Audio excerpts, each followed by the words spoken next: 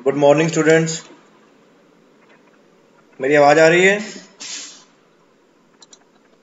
Sir. हाँ जी sir. Okay बेटा, okay.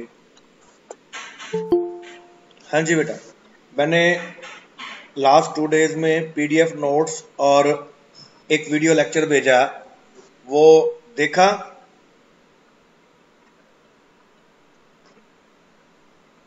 किसी ने नोट्स पढ़े, वीडियो लेक्चर देखा? क्या टाइम नहीं मिला? एनीबडी? सर हाफ देखा था सर। आज देखा था अमित? ओके। टॉपिक क्या था? हाफ देखा है सर, हाफ। हाफ देखा था। टॉपिक क्या था? Voucher entry. Voucher entry, introduction to voucher entry in Tally. Okay. जिन्होंने नहीं देखा बेटा, टाइम निकाला करो। आपके लिए ही वीडियो लेक्चर बनाया जाता है बेटा, उसे देखो, नहीं तो बाद में इकट्ठा कैसे कर पाओगे उसको, सारे मटेरियल को।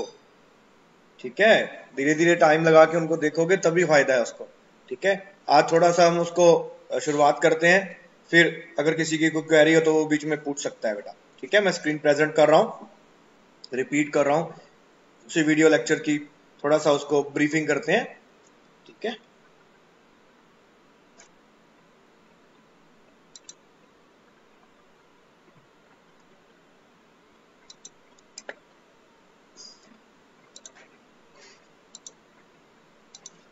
स्क्रीन प्रेजेंट हो रही है बेटा?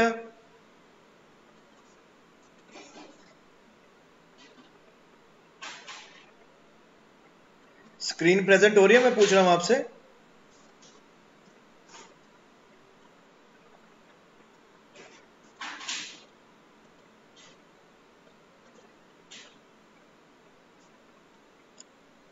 अमित नो मेरी सर। आवाज, अमित मेरी आवाज नहीं आ रही?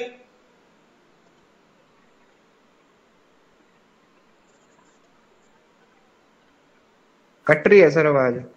सर कट कट होके आ रही है आपकी आवाज। आवाज कट होके आ रही है?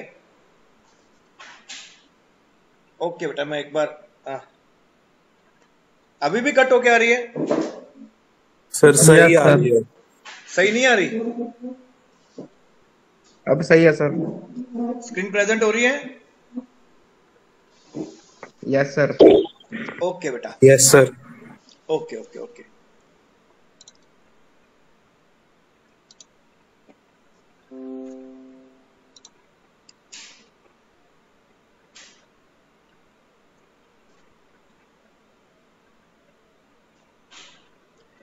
आज हम लोग बात करेंगे बेटा introduction to voucher entry in tally.erp9। इसी का मैंने वीडियो लेक्चर आपको भेजा है।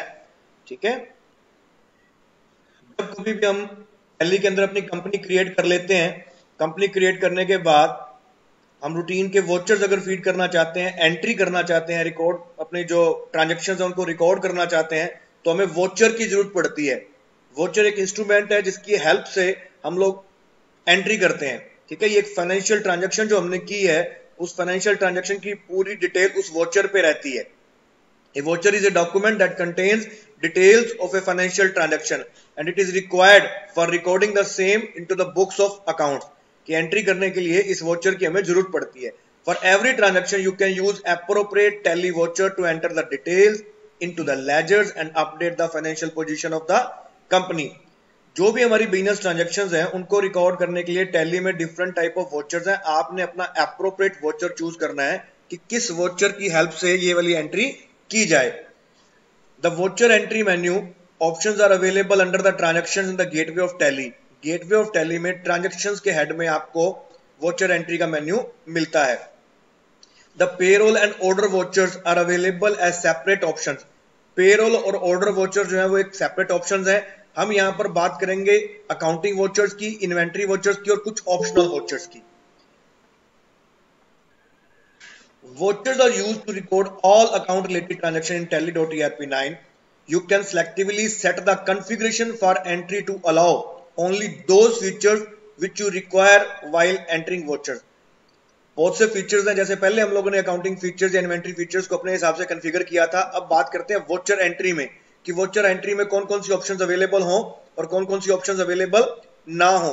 तो आप वोचर एंट्री को भी अपने हिसाब से कॉन्फ़िगर कर सकते हो। तो उसके लिए क्या है, गेटवे ऑफ टैली में जाएंगे, F12 प्रेस करेंगे, या जो हमारी वर्टिकल टूल बार बटन बार होती है उसमें सबसे नीचे जो है F12 दिया हुआ है, F11 कंपनी फीचर से नीचे F12, उसको भी प्रेस करके हम वोचर एंट्री की कॉन्फ़िगरेशन में जा सकते हैं। तो ये देखिए, ये आपके पास स्क्रीन है, ये इस स्क्रीन में ये राइट हैंड साइड पे ये नीचे दिखाई दे रहा है, बट राइट हैंड साइड पे नीचे F12, राइट हैंड साइड पे yes sir. F12 Yes, configure, sir. ठीक है, Yes, company sir. Company feature से नीचे इसे हम प्रेस करेंगे तो ये मेन्यू जो है हमारा खुल जाएगा। अभी कौन सा मेन्यू आएगा अभी दिखाता हूं बेटा। इस F12 को हम जैसे ही प्रेस करेंगे, ये F12 दबाएंगे तो ये मेन्यू हमारे सामने आएगा कॉन्फ़िगरेशन का।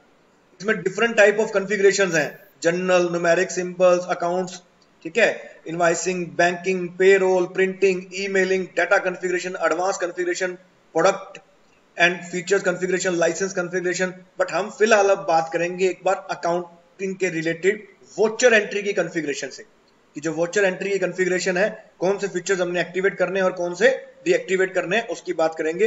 तो यहाँ पर ये डार्क करके दिखाया हुआ है बेटा वोचर एंट्री, इस पे हम क्लिक करेंगे। इस पे क्लिक करने के बाद ये स्क्रीन आपके सामने आएगी, एक अकाउंटिंग वोचर फीचर्स और एक इन्वेंट्री वोचर फीचर्स। तो इनको आप वन बाय वन अपने हिसाब से सेट कर सकते हैं। एक बार मैं एक एक करके इन ऑप्शंस को पढ़ रहा हूं, आगे इनकी डिटेल में बात करते हैं।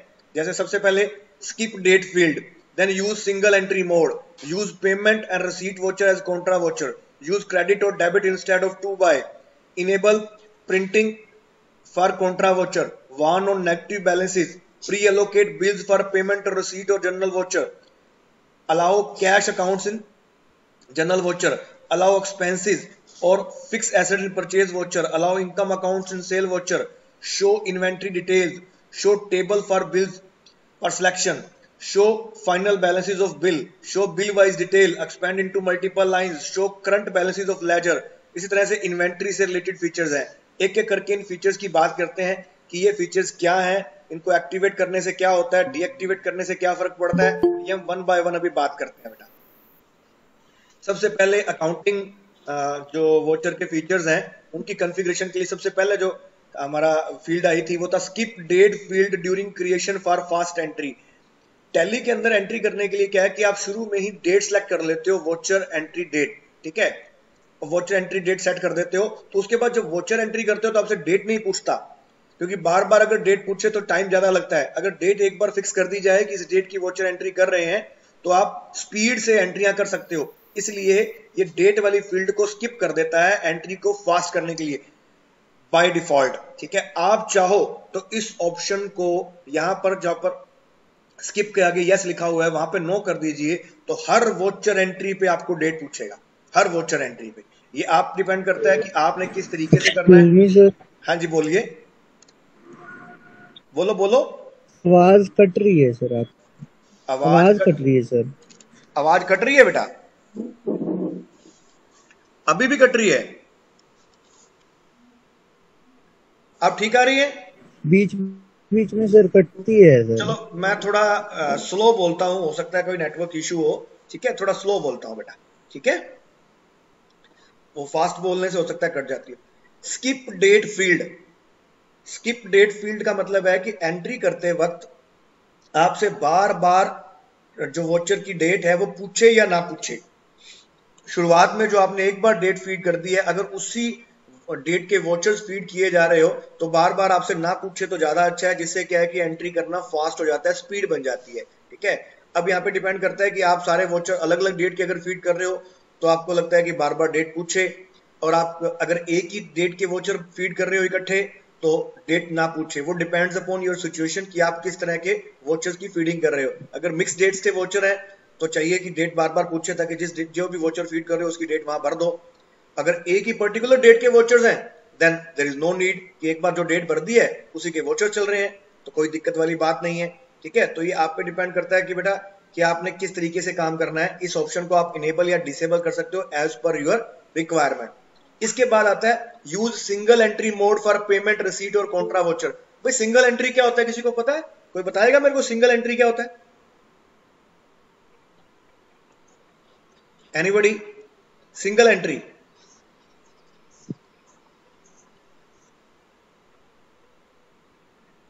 प्रीति, अमित, निखिल, सतबीर, कोई जवाब दो इस बात का कि सिंगल एंट्री क्या होता है।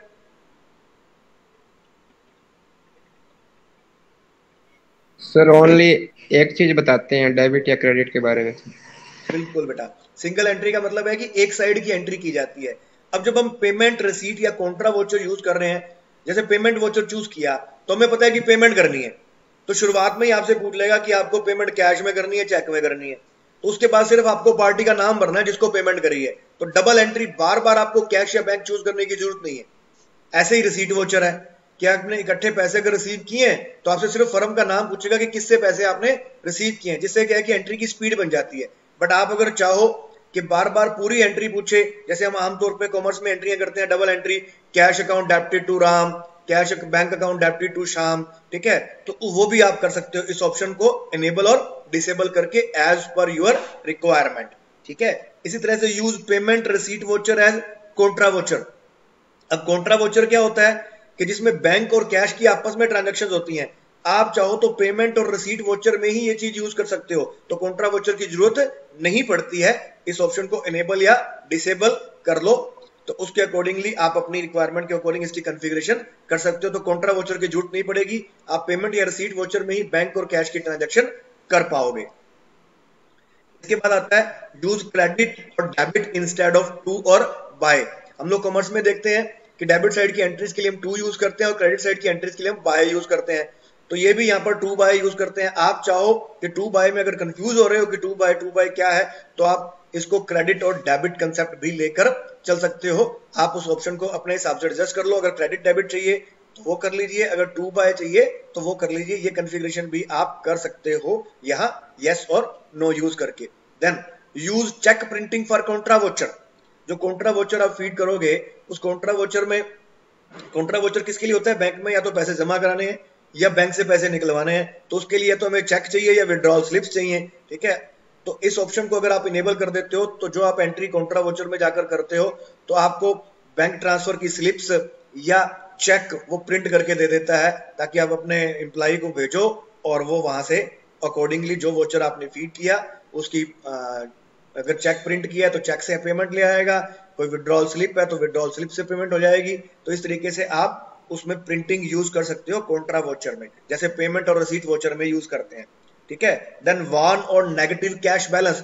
आमतौर पे कैश का बैलेंस कभी नेगेटिव नहीं जाता, बट अगर हम एंट्री कर रहे हैं तो हो सकता है कि हम एंट्री पहले कर बैठे, ठीक है, तो नेगेटिव बैलेंस चला जाए तो आपको वार्निंग देगा कि आपके कैश का बैलेंस नेगेटिव है, इस एंट्री को करना है या नहीं करना है। ठीक है, तो आप उसके अकॉर्डिंग आप चाहते हो कि ऐसी वार्निंग ना दे, तो बाय डिफॉल्ट ये ऑप्शन यस होती है, वार्निंग देता है। आप इसे नो कर दोगे तो ये वार्निंग नहीं आएगी। Next, pre allocate bills for payment receipt और जनरल वोचर। जब आप कोई पेमेंट रिसीट का कोई वोचर फीड कर रहे हो, ठीक है, किसी से आपने कोई पेमेंट किसी को की है या किसी से पैसे रिसीव किए हैं, ठीक है, तो आपसे पूछेगा कि कौन से बिल के अगेंस्ट, मान लो पेमेंट की है किसी को, तो इसका मतलब आपने कभी ना कभी उससे कोई परचेज की होगी तभी उसको पेमेंट कर रहे हो। तो आपसे पूछेगा किस बिल के अगेंस्ट, जो भी उसके पेंडिंग बिल पड़े हैं। ठीक है, तो प्री अलोकेट में पहले से उस बिल को डिफाइन करना पड़ता है। ये ऑप्शन बाय डिफॉल्ट इनेबल होती है, आप चाहो तो इसको डिसेबल भी कर सकते हो। इसी तरह से allow cash accounts in general voucher. जो कैश अकाउंट्स होते हैं वो कॉन्ट्रा वोचर में आते हैं या रिसीट वोचर में आते हैं या पेमेंट वोचर में आते हैं। आपको अगर जनरल वोचर में भी कैश वाले अकाउंट्स देखने हैं, उनमें एंट्री करनी है, तो आप इस ऑप्शन को इनेबल कर सकते हो, जिससे क्या है कि आपके जनरल वोचर में भी कैश के अकाउंट्स जो है, ये कैश और बैंक वाले जो अकाउंट्स हैं वो दिखेंगे। देन अलाउ एक्सपेंसेस या fix asset in purchase voucher. आमतौर पे परचेज हम किस चीज की करते हैं, जो हम बिजनेस कर रहे हैं, जिसका सेल परचेज का बिजनेस कर रहे हैं, जिसकी ट्रेडिंग कर रहे हैं, तो वही परचेज बिल या परचेज वोचर में आता है। अगर आप चाहो तो फिक्स एसेट की परचेज, वैसे तो परचेज नहीं होती, बट आप अगर जनरल वोचर में उसको या परचेज वोचर में दिखाना चाहते हो तो उस परचेज वोचर में इसे अलाउ कर दीजिए, तो फिक्स एसेट के और एक्सपेंसेस के अकाउंट भी आपको परचेज वोचर में दिखेंगे, अदरवाइज बाय डिफॉल्ट नहीं दिखते हैं बेटा। Then show inventory details. आप इन्वेंट्री डिटेल्स भी अगर पूरी डिटेल में देखना चाहते हो तो इस ऑप्शन को यस कर दो। अगर पूरी इन्वेंट्री डिटेल नहीं देखना चाहते वोचर एंट्री में तो इस ऑप्शन को नो कर सकते हो। ऐसे ही show table of bills for selection. ऐसे ही हम किसी अकाउंट को ओपन करते हैं, किसी लेजर अकाउंट को खोलते हैं, तो उस लेजर अकाउंट में जो भी पेंडिंग बिल्स हैं वो आपको दिखा देता है। तो इस ऑप्शन को आप इनेबल या डिसेबल कर सकते हो एज पर योर रिक्वायरमेंट। उसके बाद शो बिल वाइज डिटेल। जैसे ही पेंडिंग अमाउंट में आप बिल पे क्लिक करते हो तो उस बिल की भी पूरी डिटेल दिखाता है कि उस बिल में क्या खरीदा था, क्या नहीं खरीदा था। तो इस ऑप्शन को भी आप यस या नो करके इनेबल डिसेबल कर सकते हो। Show current balances of ledgers, जैसे ही किसी लेजर अकाउंट को चूज करते हो एंट्री करते हुए, राम का अकाउंट, नवीन का अकाउंट, जो भी अकाउंट आपने बना रखे हैं उसको चूज करते हो तो आपको इमीडिएटली बैलेंस दिखाता है कि इस अकाउंट का फिलहाल बैलेंस कितना है। तो आप इस ऑप्शन को भी इनेबल और डिसेबल कर सकते हो as per your requirement. Show balance as on voucher date, अगर बैलेंस जो दिखाएगा वो आपको लास्ट वोचर एंट्री तक दिखाएगा, बट अगर आप इन बिटवीन कोई वोचर डेट का, किसी पर्टिकुलर डेट का वोचर डाल रहे हो बिटवीन मतलब बीच में से बैक जाकर, ठीक है, तब आपके पास ऑप्शन रहती है कि आप लास्ट तक बैलेंस देखना चाहते हो या जिस डेट की एंट्री कर रहे हो उस डेट को उस अकाउंट का कितना बैलेंस था वो देखना चाहते हो। फॉर एग्जांपल कि हमने रामलाल का कोई अकाउंट है और आज रामलाल को हमने 5 लाख रुपए देने हैं, क्रेडिट बैलेंस है 5 लाख रुपए, ठीक है, आज पर्टिकुलर डेट है, आज है 21 तारीख, मान लो 22 तारीख, तो 21 तारीख मान लो 21 तारीख तक उसका जो बैलेंस था वो 5 लाख रुपए था, क्रेडिट बैलेंस हमने उसको देने हैं, और हम कोई वोचर एंट्री कर रहे हैं 15 तारीख की, बैक चले जाते हैं 15 मई को, तो आपके पास ऑप्शन है, आपको ये भी दिखा सकता है कि लास्ट जो वोचर फीड किए हुए हैं वो आपने 21 तक फीड किए हुए हैं, तो 21 तारीख को उसका बैलेंस क्या है, या फिर आप 15 तारीख का वोचर फीड कर रहे हो तो 15 तारीख को उसका बैलेंस क्या है। इस ऑप्शन को इनेबल डिसेबल करके आप कोई भी चीज लास्ट वोचर एंट्री तक का बैलेंस भी देख सकते हो और वोचर डेट जो आपने सेलेक्ट कर रखी है वहां तक का भी बैलेंस देख सकते हो। दोनों ऑप्शंस आपके पास अवेलेबल होती है, आप यस या नो करके कोई भी ऑप्शन इनेबल कर सकते हो। देन शो फॉरेक्स गेन और loss as on voucher date, foreign exchange में अगर आप डील करते हो, मल्टीपल करेंसीज में अगर आप डील करते हो तो उसमें गेन भी हो सकता है और लॉस भी हो सकता है, तो वो लॉस आपको लास्ट वोचर एंट्री तक का दिखाए या वो लॉस वोचर डेट जो फीडिंग कर रहे हो वही दिखाए, जैसे अभी ऊपर हमने बात की थी, तो ये भी ऑप्शन आपके पास अवेलेबल है, लास्ट वोचर एंट्री तक का और या फिर जो वोचर की इन बिटवीन आप डेट फीड कर रहे हो वहां तक का भी आपको बैलेंस दिखा सकता है। ये ऑप्शन आप इनेबल डिसेबल करके दोनों में से किसी का भी बैलेंस देख सकते हो। Provide reference number of stock, जो इन्वेंट्री वोचर्स हैं उनमें कॉन्फ़िगरेशन क्या क्या हो सकती हैं, उनमें कौन से फीचर्स अवेलेबल होते हैं जिनको इनेबल या डिसेबल हम कर सकते हैं, उनकी बात करते हैं। Provide reference number in stock journal, जो भी आप स्टॉक एंट्री कर रहे हो तो स्टॉक एंट्री में अगर आपने कोई उसके वोचर्स का रेफरेंस नंबर बना रखे हैं, हर वोचर के कोई नंबरिंग कर रखी है तो वो नंबर फीड कर सकते हो आप। अगर आपने कोई नंबरिंग नहीं कर रखी तो इसको स्किप कर सकते हो, इस ऑप्शन को डिसेबल कर सकते हो, डिपेंड्स अपॉन योर आपकी इंटरनल किस तरह से चलता है, कैसे आप बिजनेस कर रहे हो, वोचर का नंबर लगाते हो कि नहीं लगाते हो, उसके अकॉर्डिंगली आप इसको कॉन्फ़िगर कर सकते हो। Then show compound unit of item based on rate, मैं ये दोनों पॉइंट इकट्ठे बताता हूं। Show full details of compound unit, यहाँ पर कंपाउंड यूनिट का मतलब क्या है, कोई भी चीज हम सेल परचेज करते हैं तो उसका कोई मेजरमेंट का यूनिट होता है, कोई किलोग्राम में मेजर होती है, कोई ग्राम में होती है, कुछ आइटम लीटर में होती है, कुछ टन्स में होती है, कुछ डजन्स में होती है, हर किसी का यूनिट मेजरमेंट का यूनिट जो है वो अलग अलग होता है। बट कुछ ऐसी प्रोडक्ट भी होती है जिसमें एक से ज्यादा मेजरमेंट लगते हैं, जैसे मैंने नीचे एग्जांपल दी हुई है कि किलोग्राम्स एंड ग्राम्स, कोई चीज जो है 12.5 किलो की मान लो तो 12 किलो 500 ग्राम, 12.25 किलो की 12 किलो 250 ग्राम, तो ये कंपाउंड यूनिट है, इसमें किलोग्राम भी आ रहे हैं और ग्राम भी आ रहे हैं, ठीक है। जैसे कोई चीज खरीदते हैं 12 दर्जन और 4 आइटम 4 पीस, ठीक है, ऐसे खरीदे तो उसमें 2 आगे पर आइटम भी आ गया और पर डजन भी आ गया, तो रेट भी उसमें डबल यूज होते हैं, ठीक है। तो ये वाली चीज भी आपको इनेबल डिसेबल कर सकते हो, कंपाउंड यूनिट और उनका रेट और कंपाउंड उनकी डिटेल्स भी आपको वहां पर देखने को मिल सकती है। ऑप्शन आप सेलेक्ट कर सकते हो इस ऑप्शन को इनेबल या डिसेबल करके, कंपाउंड यूनिट जिसमें एक से ज्यादा मेजरमेंट ऑफ यूनिट यूज होते हैं। ऐसे ही warning on negative stock balance, जैसे कैश बैलेंस का नेगेटिव आने पे मैं वार्निंग देता था, वैसे कोई स्टॉक अगर खत्म हो गया फिर भी आप उसकी सेल कर रहे हो तो आपको बताएगा कि देयर इज नो स्टॉक, ठीक है, एरर मैसेज देगा। आप चाहो तो इस ऑप्शन को नो कर दो तो एरर मैसेज नहीं आएगा। इसी तरह से allow use of expiry batches for all stock item, ठीक है, जो भी स्टॉक आइटम आप सेल परचेज कर रहे हो तो उसकी एक्सपायरी बैचेस भी आपको दिखाएगा। Show balances as on voucher date, voucher date को बैलेंस चाहिए या लास्ट वोचर एंट्री तक बैलेंस चाहिए, जैसे अकाउंट्स में था वैसे ही स्टॉक में भी ऑप्शन अवेलेबल है, आप किसी भी तरह का बैलेंस देख सकते हो, वोचर डेट को कितना बैलेंस था या लास्ट वोचर एंट्री को कितना बैलेंस था, ये ऑप्शंस आप इनेबल डिसेबल करके अपने हिसाब से कॉन्फ़िगर कर सकते हो। ऐसे ही down wise detail, back wise detail, जो भी आप देखना चाहते हो उन ऑप्शंस को यस कर दीजिए, नहीं देखना चाहते तो ऑप्शन को नो कर दीजिए। ये कॉन्फ़िगरेशन भी आप कर सकते हो। अब बात करते हैं कि टैली में जो वोचर्स दिखाए जाते हैं वो कौन कौन से होते हैं। टैली में कई तरह के वोचर्स आते हैं। पहले हम लोग यहाँ पे बात करेंगे इस लेक्चर में accounting voucher, inventory voucher and कुछ ऑप्शनल वोचर्स की। तो अकाउंटिंग वोचर्स कितने होते हैं, कौन से होते हैं, इन्वेंट्री वोचर्स कितने होते हैं, कौन से होते हैं, और कुछ ऑप्शनल वोचर्स की बात करेंगे, वन बाय वन करते हैं। सबसे पहले बात करते हैं अकाउंटिंग वोचर्स कौन कौन से होते हैं। बाय डिफॉल्ट जो है टैली में 8 तरह के अकाउंटिंग वोचर्स बनाए हुए हैं। आप चाहो तो इन वोचर्स को घटा या बढ़ा सकते हो एज पर योर रिक्वायरमेंट। ठीक है, आप नए वोचर्स भी क्रिएट कर सकते हो। जो भी अगर किसी नया नाम का वोचर आप यूज कर रहे हो तो उस वोचर को भी यहाँ क्रिएट कर सकते हो, कस्टमाइज कर सकते हो। बट बाय डिफॉल्ट यहाँ पर 8 वोचर दिए होते हैं। Sale voucher, purchase voucher, payment voucher, receipt voucher, contra voucher, journal voucher, credit note and debit note. एक एक करके अभी इनकी बात करते हैं कि ये क्या होते हैं। तो आते हैं इन्वेंट्री वोचर्स के। इन्वेंट्री वोचर में रिसीट नोट, अगर माल रिसीव होता है, डिलीवरी नोट, माल भेजा, रिजेक्शन इन, माल रिजेक्ट होके वापस आ गया, रिजेक्शन आउट, रिजेक्शन होके वापस चला गया, मटेरियल इन, कहीं से मटेरियल आया, मटेरियल आउट, किसी पर्टिकुलर पे मटेरियल हमने भेजा, स्टॉक जर्नल। स्टॉक जर्नल का मतलब बाकी सब स्टॉक एंट्रीज के लिए। फिजिकल स्टॉक वेरिफिकेशन, अगर फिजिकली स्टॉक वेरीफाई किया उसमें कमी आ गई तो उसके लिए वोचर भरना पड़ता है। तो ये इन्वेंट्री वोचर्स थे। और कुछ ऑप्शनल वोचर है जिसमें memorandum voucher, optional voucher, reversing journal, post dated vouchers, ये वोचर भी हमें वहां अवेलेबल होते हैं। बेटा सेल वोचर समझते हो? एक एक करके तो चलो अकाउंट के वोचर है, आप बताओ। कोई बताए सेल वोचर क्या होता है बेटा? सेल वोचर क्या होता है सर? जिसमें सेल की एंट्री होती है। जिसमें सेल की एंट्री होती है। जो प्रोडक्ट का हम बिजनेस कर रहे हैं उसको हमने सेल किया तो सेल वोचर अवेलेबल होता है। सेल वोचर यहाँ पे 2 फॉर्मेट में अवेलेबल रहता है बेटा। अगर तो आपने बिल बुक अलग से बनवा रखी है तो आप सिर्फ एज ए वोचर यूज कीजिए। ठीक है, अगर आपने बिल बुक अलग से नहीं बना रखी, इसी में बिल प्रिंट करना चाहते हैं तो उसे एज एन इनवाइस कीजिए, आपको ये बिल भी प्रिंट करके देगा। ये ऑप्शन टैली हमें देता है कि आप उसे एज ए वोचर ही यूज करना चाहते हो या as an invoice. As an invoice करेंगे तो पूरी डिटेल भरनी पड़ेगी, कौन सा मटेरियल, क्या रेट पे, क्या क्लासिफिकेशन, सब कुछ भरना पड़ेगा और बिल आपको प्रिंट हो जाएगा। इसी तरह से परचेज वोचर आता है बेटा।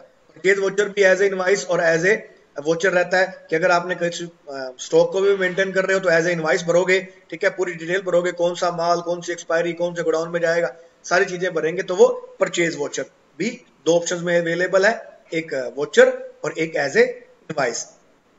इसके बाद आता है पेमेंट वोचर। अगर आपने किसी को पेमेंट की है तो पेमेंट वोचर की फीडिंग की जाएगी, पेमेंट वोचर भरा जाएगा और आपको ये चेक प्रिंट करने में, अगर बैंक के थ्रू पेमेंट कर रहे हो तो आप चेक प्रिंट कर सकते हो। ऑप्शन अवेलेबल रहती है बैंकिंग में जाकर और चेक प्रिंटिंग में जाकर, ये ऑप्शन आपके पास अवेलेबल रहती है पेमेंट वोचर में।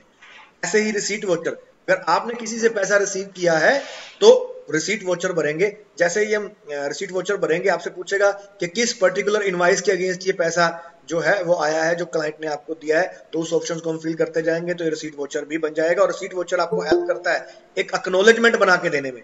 कई बार होता है ना कि कोई हमें पैसे देता है, चेक देता है, कैश देता है, वो कहता है रसीद बना के दो, तो यहाँ पर आप एक रसीद प्रिंट कर सकते हो, रसीद प्रिंट कर सकते हो और उस पर्टिकुलर कस्टमर को दे सकते हो कि ये लो आपकी रसीद, आपने जो पैसे हमें दिए हैं। तो रिसीट वोचर में भी प्रिंटिंग की ऑप्शन अवेलेबल होती है। ऐसे ही कॉन्ट्रा वोचर, अगर आपने एक बैंक से दूसरे बैंक कोई ट्रांसफर किया या कैश विड्रॉ किया या कैश जमा कराया है तो आप कॉन्ट्रा वोचर फीड करते हो और कॉन्ट्रा वोचर आपको प्रिंट, ये भी आपको प्रिंट करके देता है। कोई चेक प्रिंट करना है या पैसा जो डिपॉजिट करवाया डिपॉजिट स्लिप प्रिंट करनी है या कोई विड्रॉल स्लिप प्रिंट करनी है, तो ये सारी ऑप्शंस कॉन्ट्रा वोचर में प्रिंटिंग की हमें अवेलेबल रहती है। जनरल वोचर, जो चीजें इन सब वोचर्स में नहीं आती हैं जनरल वोचर में फीड कर सकते हैं। और अगर आप सेल परचेज के बिल यूज नहीं कर रहे हो तो आप सेल परचेज भी इसमें जनरल वोचर में फीड कर सकते हो बेटा। ये जनरल वोचर सेल परचेज के लिए भी यूज हो सकता है। अगर आप अलग से सेल या परचेज वोचर यूज नहीं कर रहे तो जनरल वोचर में सेल की एंट्रियां डाल सकते हैं। क्रेडिट नोट, क्रेडिट नोट और डेबिट नोट को समझने का एक छोटा सा कंसेप्ट ये है कि आप कस्टमर को दिमाग में रखो। जब हम, अमित एक बात बताओ, जब हम सेल करते हैं तो हम जो कस्टमर है उसको डेबिट करते हैं या क्रेडिट करते हैं? डेबिट करते हैं। जो उसको डेबिट करते हैं, जिसको हमने सेल की, अगर वो माल वापस कर दे तो उसे क्या करते हैं? क्रेडिट करेंगे। उस कस्टमर को क्रेडिट करेंगे ना, तो उसको एक इंटीमेशन दे देंगे your account has been credited with this particular amount, तो एक क्रेडिट नोट प्रिंट कर लेंगे और उसको भेज देंगे। समझ आई? तो क्रेडिट नोट यूज किया जाता है सेल रिटर्न के लिए। किसके लिए यूज करते हैं? सेल रिटर्न के लिए। ओके, ऐसे ही नेक्स्ट, अगर हमने कुछ परचेज किया था तो वो हमारा क्रेडिटर बन गया था जिससे परचेज किया था, वो क्रेडिटर बन गया था। अब हमने उसको वापस कर दिया माल, ठीक है, तो हम उसको क्या इंटीमेशन भेजेंगे कि आपका अकाउंट हमने क्या कर दिया है, डेबिट कर दिया है। तो डेबिट नोट किसके लिए यूज होता है, परचेज रिटर्न के लिए, ठीक है, डेबिट नोट यूज होता है परचेज रिटर्न के लिए। समझ आया credit note and debit note का कंसेप्ट? Yes sir. अगर कस्टमर, ये सिर्फ सेल रिटर्न या परचेज रिटर्न के लिए, और भी कोई कारण हो सकते हैं, किसी भी कारण आपने कोई डिस्काउंट दिया उसको, या कोई उसको आपने स्कीम दे दी, ठीक है, अगर किसी अकाउंट को आपने डेबिट किया तो डेबिट नोट, किसी अकाउंट को आपने क्रेडिट किया तो क्रेडिट नोट, बस ये चीज का ध्यान रखना है, ठीक है। ये सिर्फ रिटर्न के लिए नहीं होता, और भी किसी वजह से आपने उनके अकाउंट्स को क्रेडिट या डेबिट किया है तो उसके लिए क्रेडिट नोट या डेबिट नोट दिया जाएगा। आगे जो हमारे स्टॉक वोचर्स होते हैं, डिलीवरी नोट और रिसीट नोट। अगर कहीं से कोई माल रिसीव हुआ है तो रिसीट नोट बन जाएगा, ठीक है। अगर माल भेजा किसी को तो डिलीवरी चलान देते हैं, चलान बना के देते हैं कि रास्ते में कोई माल पुलिस वाला रोक ले या कोई एडमिनिस्ट्रेशन वाले रोक लें तो डिलीवरी चलान होता है कि वो माल कहाँ जाना है, कहाँ तक पहुंचना है, पूरी डिटेल होती है बेटा। तो ये भी हमें प्रिंट करके देता है रिसीट नोट और डिलीवरी नोट, यानी कि डिलीवरी चलान। ऐसी ऑप्शन इन्वेंट्री वोचर में अवेलेबल रहती है।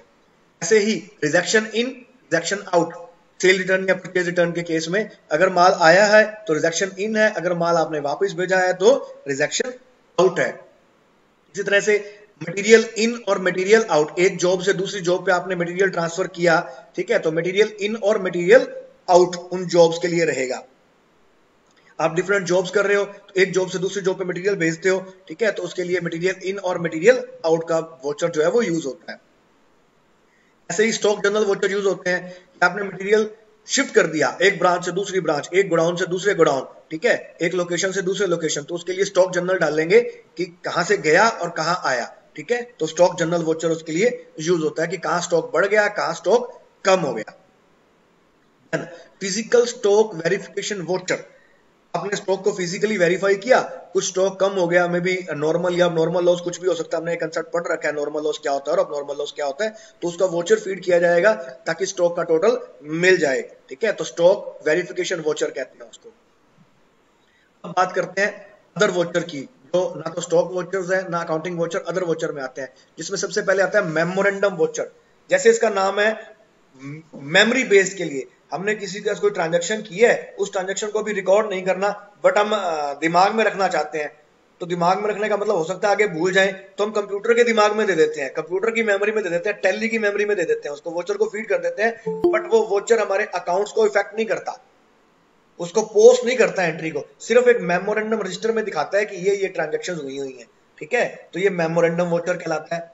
इसी तरह से ऑप्शनल वोचर आता है बेटा, ये मेमोरेंडम वोचर के जैसा ही है समझ लो आप, ठीक है, बट मेमोरेंडम वोचर नहीं है, ये अलग से कोई वोचर नहीं है, आप किसी भी वोचर को ऑप्शनल वोचर कर सकते हो। फॉर एग्जांपल कोई पेमेंट वोचर, कोई रिसीट वोचर, कोई सेल, कोई परचेज, कुछ भी वोचर आपने फीडिंग तो कर दी है बट उसको ऑप्शनल कर दो, ये अभी तक कंफर्म नहीं हुआ, वो अभी तक कंफर्म नहीं हुआ तो उसको ऑप्शनल कर देते हैं, तो वो अकाउंट्स की एंट्री को इफेक्ट नहीं करता, लेजर में पोस्ट नहीं करता, उसको वो उसको एज ए ऑप्शनल ही रखता है, जब तक आप उसे इंस्ट्रक्शंस नहीं देते, यानी कि ऑप्शनल वाला वर्ड नहीं हटाते, तब तक उसको मेन स्ट्रीम में नहीं लेके आता, मेन वोचर नहीं बनाता है। तो किसी भी वोचर को हम ऑप्शनल वोचर बना सकते हैं।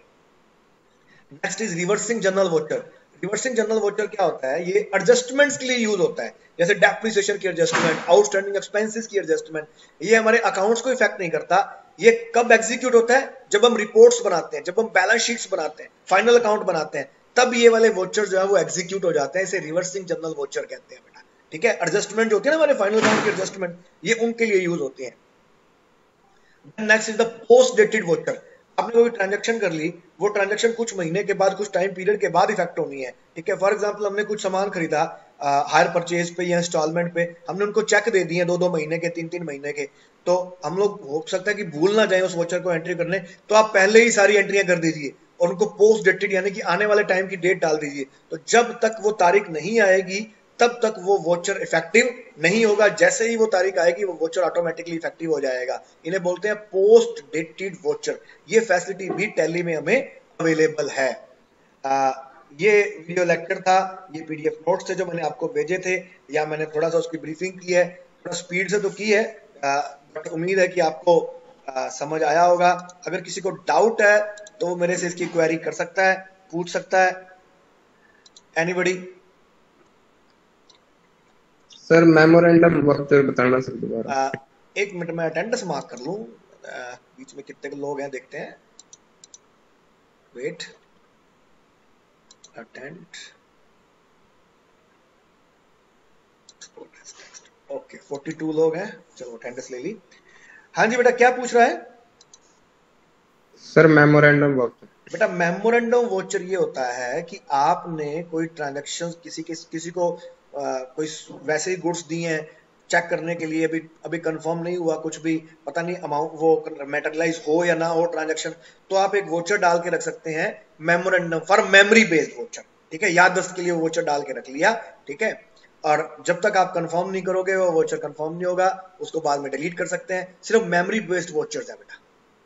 ठीक है, मेमोरी बेस्ड वोचर। ओके वैसे हमने जैसे क्या होता है कि आमतौर पे एक दुकानदार दूसरे दुकानदार से माल मंगवा लेता है ना, ठीक है, वो कहता है मैं आपको 2 दिन में वापस कर दूंगा, 2 दिन में वापस कर दूंगा, उसकी ट्रांजैक्शन नहीं करनी है, तो आप मेमोरी बेस्ड वोचर में डाल के रख लीजिए उसको। जब वापस आ जाए तो उस वोचर को डिलीट कर दीजिए। Okay sir. Okay, any other doubt? Sir ये जो चालान होता है उसे ई वे बिल कहते हैं, ई वे बिल जनरेट करके देते सचिन हैं। क्या बोला, दोबारा बोलना बेटा। सर ये जो चालान था, चालान, डिलीवरी चालान। हाँ जी, वो हाँ, ई वे बिल जनरेट करके देते हैं, वही होता है क्या?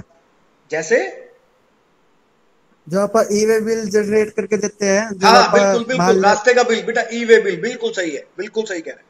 ठीक है, डिलीवरी चालान हाँ वही जी, होता है, ई वे बिल। है सर। ओके, और कोई डाउट? आप ना जो ऑनलाइन शॉपिंग करते हो, सामान मंगाते हो, कोई मोबाइल खरीदा कुछ खरीदा, जब घर पे आता है ना तो उसके ऊपर देखा करो वर्ड लिखा होता है डिलीवरी चालान, जो बाहर पेस्ट किया होता है। बिल तो अंदर निकलता है ना, तो बाहर जो पेस्ट किए होते हैं डिटेल, उसके ऊपर उसको नाम पढ़ना, कभी डिलीवरी चालान वर्ड यूज होगा उसके लिए। Any other doubt? No sir. नहीं?